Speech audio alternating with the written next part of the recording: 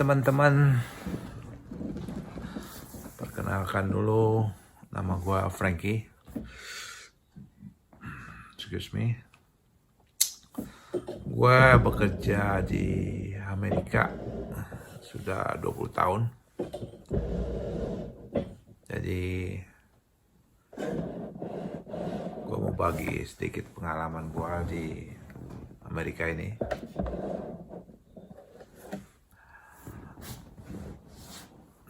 Kali ini gue mau bahas bagaimana bekerja ilegal di Amerika. Apakah aman?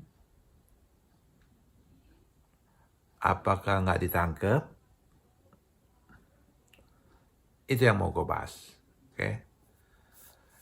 Di vlog-vlog YouTube lainnya yang orang-orang Indo ini yang kerja di Amerika membahas masalah kerja resmi.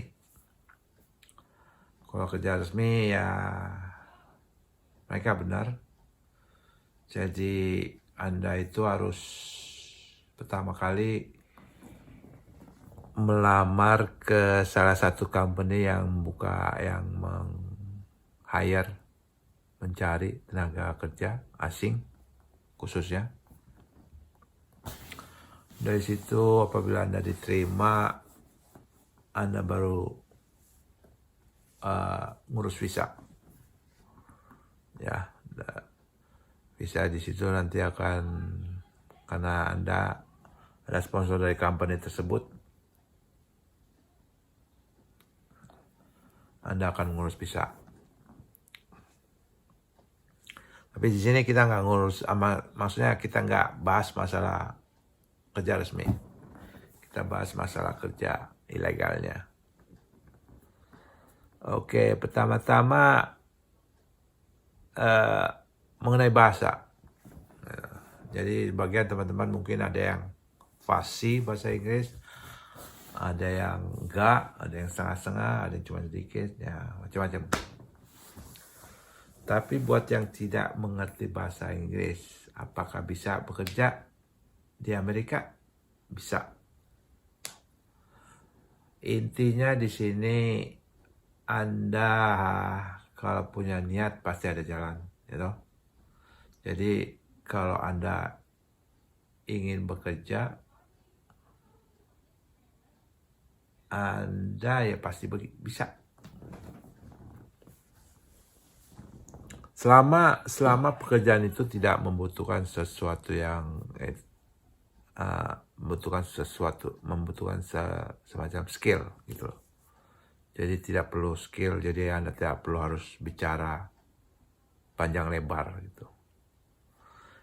Di sini juga ada, dan itu juga bisa gitu loh. Di kota saya ini banyak pabrik. Jadi istilahnya tidak butuh bahasa Inggris yang fasih. Walaupun tidak bisa, Anda akan belajar sendiri, Anda akan bisa sendiri. Banyak juga gitu, teman-teman saya juga banyak yang begitu. Oke, gimana caranya kerja ilegal? Kerja ilegal, Anda harus lewat agen. Ini buat pabrikan ya. Buat pabrikan Anda harus lewat agen. Anda tidak bisa melamar sendiri itu nggak bisa. Lain hal kalau misalnya kerja di dry clean. Dry clean biasanya dicari yang ngepres baju, celana, itu lain hal. Itu Anda harus ngelamar sendiri biasanya. Lamar sendiri,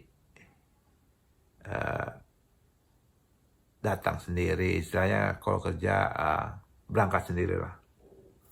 Soalnya kalau agent ada istimewanya. Oke, kita bahas dari agent dulu deh. Kalau agent pabriknya macam-macam. Perlu gue sebut lah. Tapi salah satu contoh, ada pabrik semacam kembang, flower. Itu satu pabrik daging. pabrik daging di sini istilahnya mensuplai kebutuhan daging di supermarket. Terus ada juga paper di sini mensortir surat-surat dari kantor pos. Kemudian company-nya itu kerjasama dengan kantor pos. Jadi kantor pos itu kirim paper surat-surat ke company. Terus company udah setelah disortir kirim balik lagi ke kantor pos. Dan masih banyak lagi ya pabrik-pabrik lain.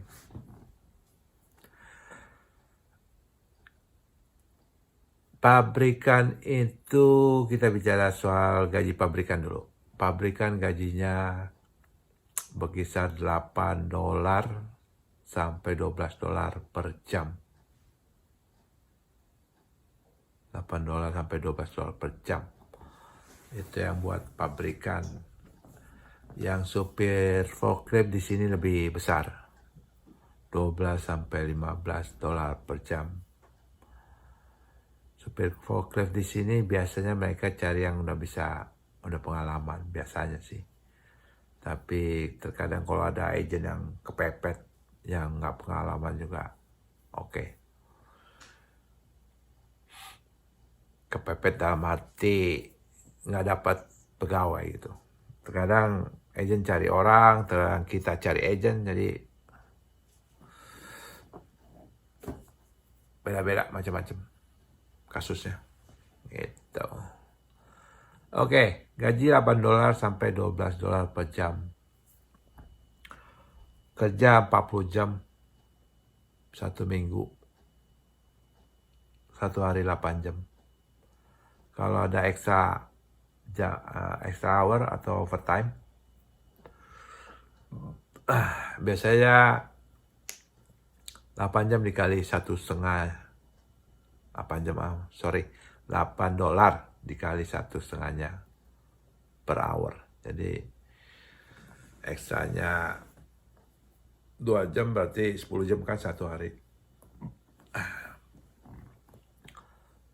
4 kerja 5 hari berarti 50 jam. Berarti 40 jam Anda dapat gaji pokok plus 10 jam Anda dapat gaji overtime. Gitu. Tapi nggak semua agent bayar overtime itu 1,5. Ada yang flat rate pukul rata. Jadi misalnya gaji Anda $8 sejam, pukul rata 50 jam. Gitu. Jadi macam-macam agent aturannya. Terus biasanya yang flat rate itu mereka ada jaminan gitu loh, kayak kasih jaminan ke Anda. Jadi kayak misalnya ini kerja di tempat gua jamin 50 jam tiap minggu, tapi flat rate gitu. Biasanya sini orang Indo maunya kerjanya overtime terus, yang bertarget gitu. Jadi di situ. Nah, yang nggak flat rate ini biasanya overtime-nya kadang-kadang. Makanya mereka kasih overtime 1,5 kalinya. Ya. Nah, forklift $12 per jam, antara berkisar $12 sampai $15 per jam. Kerjanya ya tahulah, itu loading sama uploading. Udah gitu, apalagi ya? Antar jemput. Kalau kerja di agent, Anda dapat antar jemput. Berangkat dijemput, pulang diantar. Tuh. Di kota saya itu banyak antar jemput pabrikan. Kalau di kota lain saya kira nggak ada ya. Paling carpool istilahnya. Carpool numpang dengan mobil orang lain dan Anda bayar ongkosnya ke supirnya. Tuh. Tapi di sini nggak. Anda benar-benar dijemput. Itu kerja agent. Kalau kerja kayak dry clean, Anda harus berangkat sendiri, pulang sendiri. Nah, ini dia yang nggak enaknya kalau berangkat sendiri, pulang sendiri. Kalau pas musim dingin. Paling nggak enak, dingin. Soalnya transportasi di sini itu nggak seperti di Indo. Tiap 5 menit bus atau oplet atau ojek ada. Di sini cuma ada bus doang. Lewatnya tiap 15-20 menit. Nah, kalau Sabtu Minggu lebih apes lagi. 30 menit sampai 40 menit itu nunggunya. Gitu. Itu dry clean. Nah, dry clean di sini nggak ada yang deket-deket. Biasanya ya istilahnya kalau naik bus 30 menit lah. 30 menit, ada yang sejam. Kalau itu udah disebut, udah gue bilang belum gajinya. Gajinya dry clean itu 350, antara 350 sampai 500 dolar per minggu. Ada yang 600-700 itu udah berpengalaman. Oke, 350 dolar sampai 500 dolar per minggu. Itu dry clean. Gimana kalau tukang masak atau hibachi? Di sini ada 2 kategori tukang masak. Tukang masak di restoran atau hibachi. Kalau yang di restoran, tukang masaknya di dalam, di dapur. Kalau hibachi di luar, dikelilingin sama customernya. Itu beda-beda juga gajinya. Tapi berkisar antara 3.000 sampai 4.000 sebulan. Tergantung juga kotanya. Kadang-kadang ada juga sampai 5.000. Biasanya 5.000 udah pengalaman. Ya.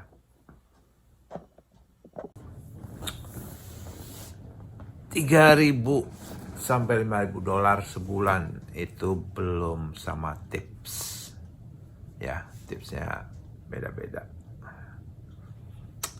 Hibachi itu enaknya makan di restoran tersebut gratis. Udah gitu disediakan akomodasi. Jadi Anda nggak perlu pusing-pusing bayar kos, listrik atau apa segala macam. Bicara kos nanti kita bicarakan setelah ini. Itu hibachi enaknya. Nggak enaknya Anda kerja 6 hari seminggu. Cuma Sabtu Minggu Anda nggak bisa libur. Karena di situ ramainya restoran cuma Sabtu Minggu. Kalaupun ada libur, Anda rolling sama teman Anda. Jadi dalam seminggu mungkin sekali, cuma Sabtu Minggu, Anda suruh pilih 1 hari libur. Gitu. Tapi kalau nggak ada teman, itu yang susahnya. Anda kerja 6 hari, Anda cuma bisa libur 1 hari. Itu yang nggak enaknya. Itu hibachi, ya. Kalau ada kerja-kerja yang lain, kalau teman-teman berminat kerja, mungkin udah punya visa atau gimana, udah dapat visa, tinggal mau berangkatnya saja, hubungin saya di email, ada email saya di bawah. Saya bisa bantu dari penjemputan di airport sampai kos, sampai cari kerja, saya bisa bantu. Terus asal ke kota saya ya, kalau kota lainnya saya nggak tahu. Kota saya di Philadelphia.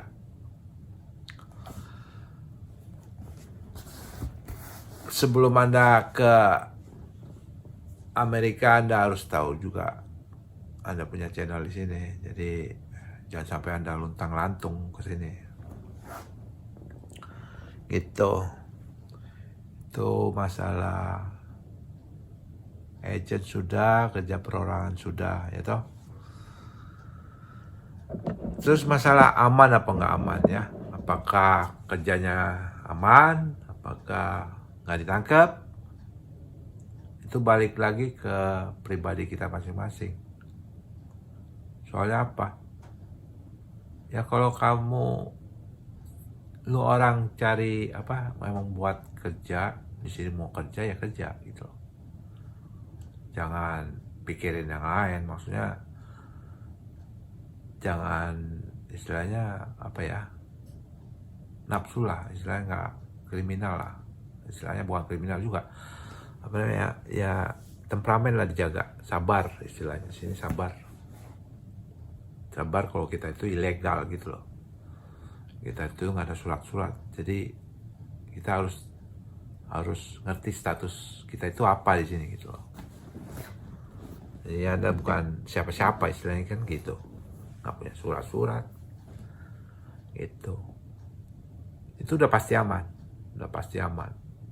Soalnya teman gua dari gua datang ke sini tahun 2000 itu sampai sekarang itu aman-aman aja. Ya, aman-aman aja. Dia tidak ngurus surat, nggak ngurus yang lain, pokoknya aman. Dia tuh sampai kawin sama orang Indo juga, tinggal di sini, sampai punya anak 2 sekarang. Gitu. Nah, masalah aman gak aman ini, satu, Anda tidak ngurus surat. Surat-surat apa juga Anda tidak urus. Ya. Kedua, Anda tidak mematuhi peraturan di sini gitu. Peraturan di sini istilahnya Anda tidak kriminal. Gitu. Anda patuhi hukum di sini, Anda tidak bertindak kriminal. Itu. Kita bahas masalah surat di sini. Satu ya, masalah surat. Masalah surat-surat di sini, bila ada lu orang ditawarin teman-teman, kalau udah di sini ya, teman-teman ngurusin surat semacam driver license, ID. Kalau gua anjurin jangan. Ini menurut pengalaman gua ya kalau lu orang ya nekat ya tanggung resiko sendiri-sendiri. Ini kalau gua sih nganjurin jangan. Soalnya apa? Di sini itu bukan kayak di Indo. Di sini tuh udah begitu nama Anda terdaftar, entah itu di bank, entah itu ya Anda buat ID, itu udah online. Udah online ke seluruh pemerintahan. Polisi ngecek juga bisa, tukang pajak ngecek juga bisa, gitu. Jadi semuanya bisa. Jadi hati-hati. Imigrasi ngecek juga bisa. Itu maksud saya itu. Jangan sampai deh. Soalnya teman saya juga gitu. Pengalaman saya nih ya, ada teman saya. Dia ngurus surat-surat. Ya, berani tanggungkan. Di sini ngurus surat-surat nggak gampang ya. Kita nggak usah bahas surat-surat, panjang ceritanya. Tapi kalau ada yang ingin tanya masalah surat-surat, silakan komen di bawah, akan saya jawab. Saya hanya ringkasnya aja ya. Jadi teman saya ngurus surat-surat supaya dapat status legal, status resmi gitu di sini. Itu kalau di sini chance-nya, apalagi dalam pemerintahan Donald Trump atau Biden nanti, itu chance-nya 30% ditolak. 30% disetujui. 70% ditolak. Nah ini ceritanya itu dulu itu teman itu ngurus surat itu sebelum sesudah ya, sebelum Obama, nggak tahu presidennya, lupa waktu siapa. Itu saja chance-nya 50-50 ya. Itu waktu itu chance-nya 50-50. Dia nekat ngurus. Padahal udah gue bilangin, lu udah telat ngurus. Soalnya syarat utama ngurus surat itu di sini, tak kasih tahu dulu, syarat utama sebelum ngurus surat-surat itu visa Anda itu masih belum expired. Jadi misalnya izin tinggal kan sewaktu-waktu bisa expired, tapi visa itu kadang-kadang Anda dikasih kayak 5 tahun, 3 tahun. Nah, itu pokoknya visa Anda jangan lebih dari setahun Anda untuk ngurus surat. Gitu. Jadi pas Anda stay 6 bulan, gitu. Anda cuma ada waktu setahun untuk ngurus surat-surat. Setelah itu jangan diurus, karena pasti tolak. Nah itu chance-nya 30-70. Tapi kalau sebelum setahun Anda ngurus surat-surat, ya chance-nya 50-50 gitu loh. Jadi ya ribet lah istilahnya. Itu semenjak 9/11 2001 itu udah susah ngurus surat-surat, susah sekali gitu. Jadi ceritanya tuh teman saya gini, dia itu ngurus surat-surat gitu. Nah dia itu ada panggilan sidang. Nah tuh gue nggak tahu itu surat-suratnya di alamatnya kemana, sehingga dia itu nggak tahu kalau ada panggilan sidang gitu loh, panggilan sidang imigrasi. Nah satu ketika dia mau pergi kerja pagi-pagi bawa mobil. Nah, kenapa dia bawa mobil? Jangan bingung ya di sini. Jadi begitu Anda ngurus surat-surat itu, Anda pasti dapat istilahnya dalam proses pengurusan itu Anda dikasih ID. Kasih ID. Tadi kan udah gue bilang kan, jangan ngurus surat-surat gitu. Nah, dalam proses pengurusan keimigrasian itu, surat-surat, Anda bisa dapat ID. Ya, dapat ID atau driver license Anda bisa dapat. Nah, teman gue itu udah ada driver license-nya. Jadi lagi karena proses imigrasi, dia urus surat-surat, gitu. Dia urus driver license. Nah, berangkat kerja, naiklah dia, bawa mobil lah dia.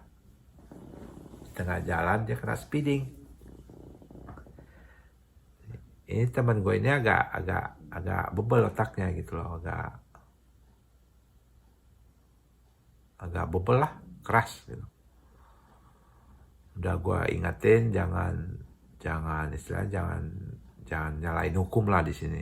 Selama nggak nyalain hukum, lu aman-aman aja. Nah, dia pikir dia lari pada kecepatan yang normal, tapi tidak. Dia speeding over limit. Diberhentikan polisi. Yang tadi gue bilang di sini kan, di sini itu apa-apa sudah online semua. Karena kasusnya dia sidang nggak datang, akhirnya dia masuk daftar pencarian orang, DPO, istilah orang Indo. Ya, di situ polisi tangkap dia. Gua ditelepon, suruh ambil mobilnya, karena kebenaran mobil atas nama gua. Jadi, tapi dia yang beli, gitu loh, istilahnya dia yang pakai. Ya udah, gue ambil mobilnya, dia masuk penjara, proses yang akhirnya dideportasi gitu. Jadi di sini kalau udah masalah imigrasi, Anda masuk penjara dulu, nggak langsung deportasi. 3-4 bulan baru dideportasi. Itu masalah surat ya. Oke. Masalah lain selain surat-surat, kita orangnya harus sabar. Sabar dalam arti ya jangan berantem lah sesama pekerja gitu loh. Tujuannya sama, cari-cari cari nafkah buat keluarga. Jadi apa yang kebiasaan di Indo jangan disamain di sini, jadi dihilangin. Contohnya, kalau kerja kan biasanya kadang-kadang kita suka beda pendapat, beda argumentasi, selisih pendapat. Itu biasa, di sini juga gitu ada. Cuman kan biasanya kalau orang Indo, kalau udah marah itu kesabarannya hilang. Semua kata-kata kotor keluar. Nah, kalau di sini jangan sampai.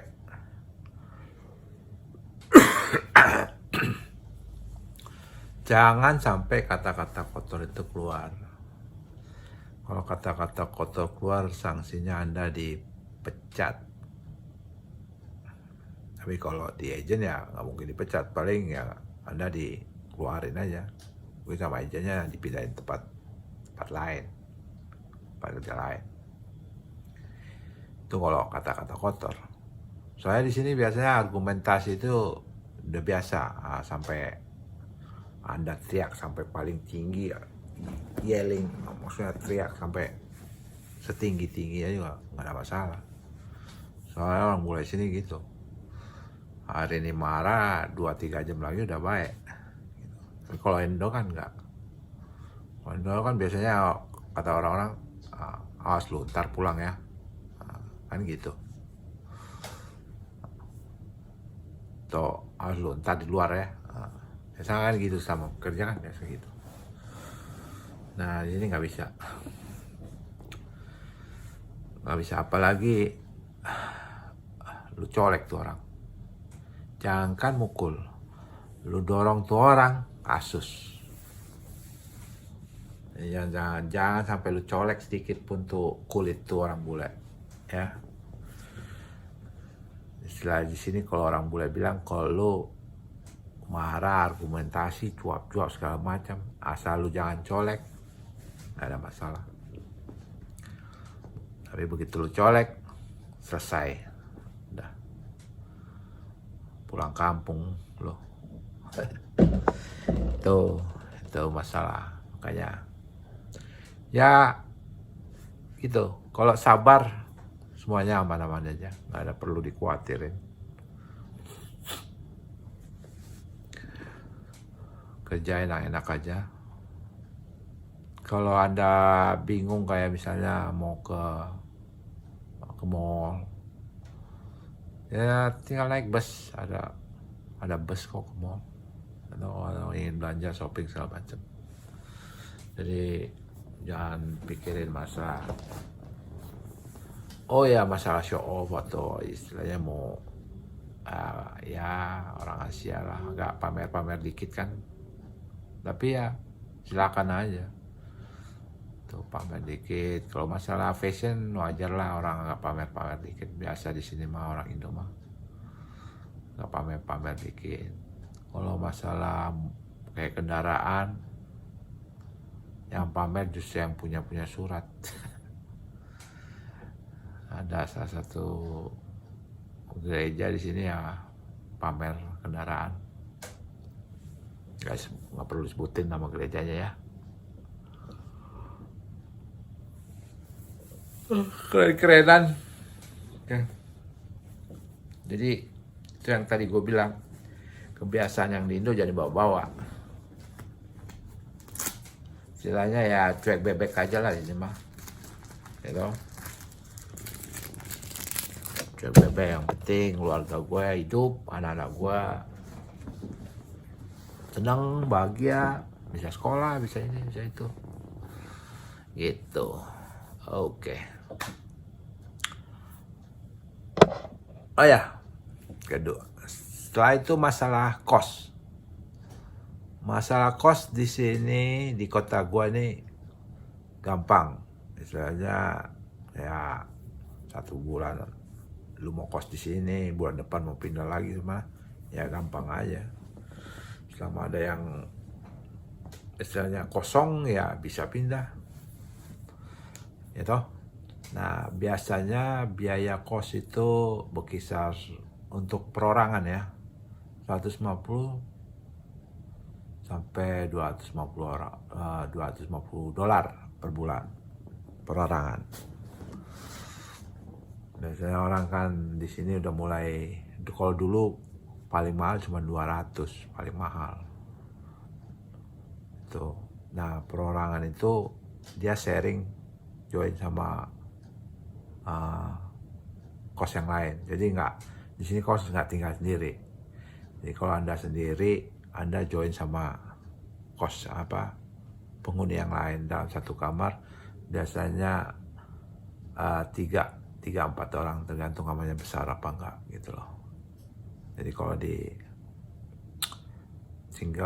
single bed itu bisa masuk berapa? Kalau bisa masuk 4 ya 4, bisa masuk 3 ya 3 gitu. Kalau 2 jarang. Kalau 2 biasanya ditentukan orangnya suami istri. Pasutri, buat pasutri biasanya.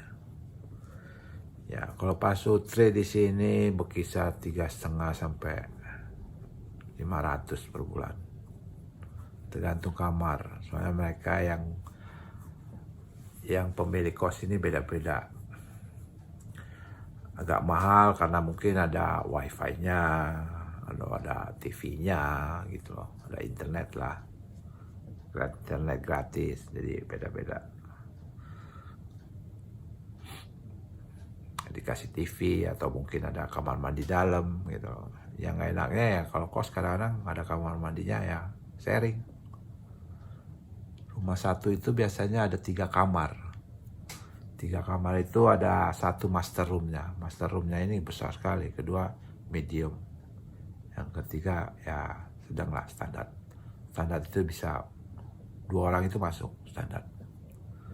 Itu yang medium 3 orang bisa masuk. Yang big 4-5 orang bisa masuk gitu. Itu kos.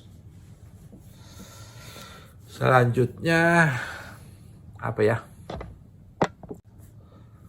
Selanjutnya masalah biaya apa ya? Biaya makan. Biaya makan relatif, tergantung lu orang makanya banyak apa enggak gitu loh. Di sini jangan bingung masalah makanan Indonesia. Di kota gua paling top seluruh Amerika makanan Indo itu komplit. Kenapa gue bilang komplit?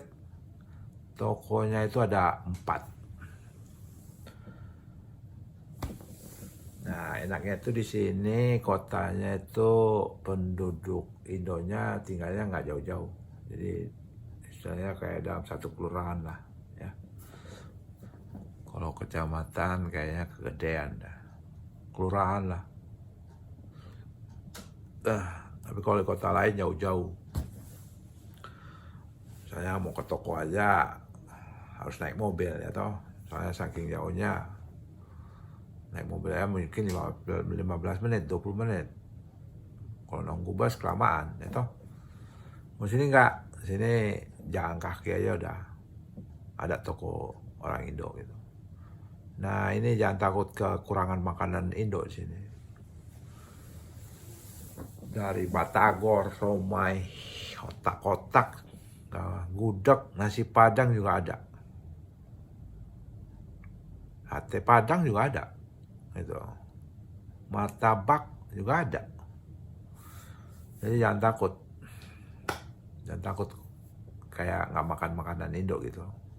Tapi kalau di kota lain nggak jamin saya. Soalnya dengar banyak orang-orang Indo di kota lain ya begitu. Bilang punya cerita ya. Kalau mau ke warung Indonesia itu atau restoran Indo, jalannya jauh dulu. Kayak 15-20 menit, 10 menit gitu. 10 menit mungkin paling cepat. Mau sini Anda cuma jalan kaki. Nah, itu enaknya itu sini gitu.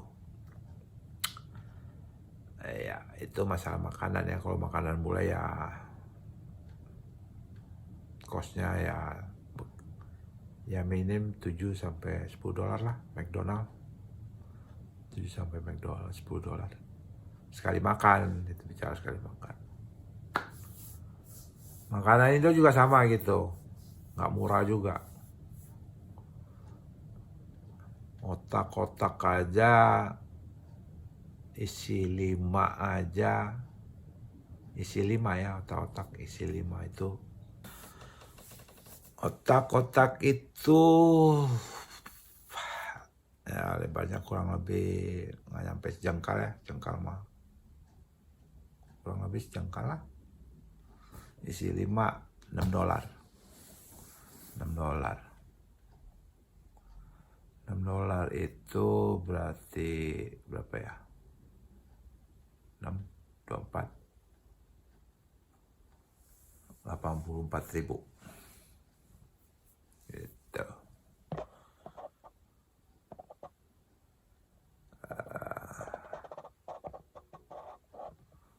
44.000. Jadi jangan dikursin kalau beli makanan di sini, jangan dikursin ke rupiah. Yang ada nggak makan nanti. Gitu. Selanjutnya apa ya? Aman apa nggak aman udah. Oh ya, kalau kurang jelas, mungkin ada sebagian teman-teman kurang jelas, bisa email atau komen di bawah.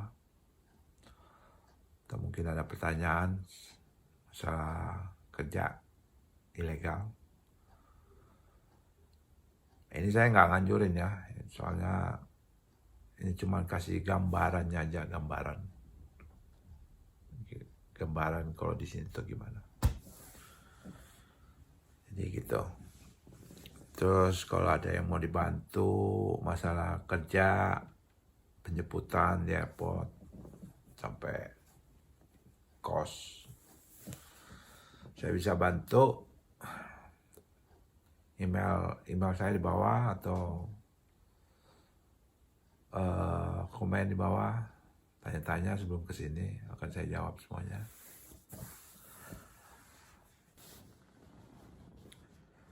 Oke, segitu dulu dari gua.